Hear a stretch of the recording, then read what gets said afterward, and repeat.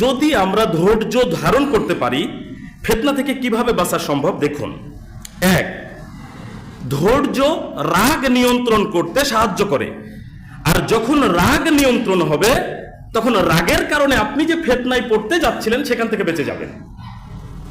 দুই, বিপদে মানসিক শান্তি, স্বস্তি, স্থিরতা এবং শক্তি অর্জন করতে পারবেন। বিপদে যদি কেউ উত্তেজিত হয়, ওর কি মানসিক শক্তি থাকবে, শান্তি থাকবে? বরং ও বিপর্যস্ত হবে, স্থির থাকতে পারবে না নিজের অবস্থানে।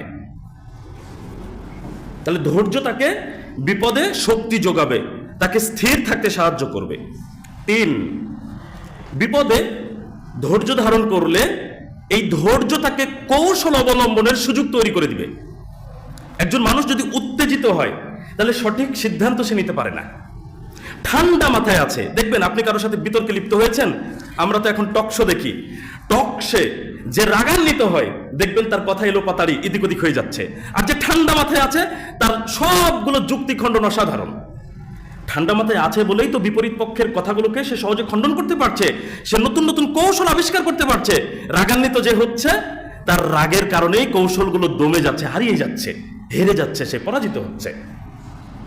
আমরা যখন ধৈর্য ধারণ করব বিপদ আপদে ফিতনায়, তখন আমরা নতুন কৌশল বের করতে পারবো। সামনে কোন সিদ্ধান্তটা নিলে আমি এই ফিতনা থেকে বাঁচতে পারবো সেটা আমার মাথায় কাজ করবে। আর আমি যদি উত্তেজিত হয়ে যাই তাহলে সঠিক সিদ্ধান্ত নেওয়ার ক্ষমতাটা আমার মধ্যে থেকে হারিয়ে যাবে। চার, যখন ধৈর্য ধারণ করব তখন কষ্ট পেলেও সেটা সহ্য করার মধ্য দিয়ে আমরা ফিতনা থেকে বাঁচতে পারবো। আমরা ফিতনায় কখন জড়াই? কেউ একটা কথা দিয়ে কষ্ট দিয়েছে, আমি সহ্য করতে পারিনি, তাকেও আমি একটা কথা দিয়ে কষ্ট দিয়ে দিলাম। অথবা কেউ আমাকে অন্যায়ভাবে একটা থাপ্পড় মেরেছে, আমি তাকে একটা মারতে গিয়ে দুটা তিনটা মেরে দিচ্ছি।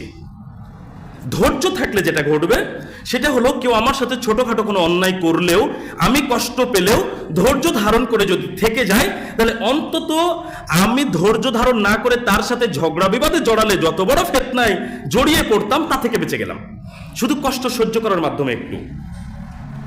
তো আমরা যদি ফিতনা থেকে বাঁচতে চাই তাহলে আমাদের প্রথম করণীয় হলো ধৈর্যশীল হতে হবে। রাস্তাঘাটে, বাহিরে, অফিস আদালতে, শিক্ষা প্রতিষ্ঠানে যে যেখানে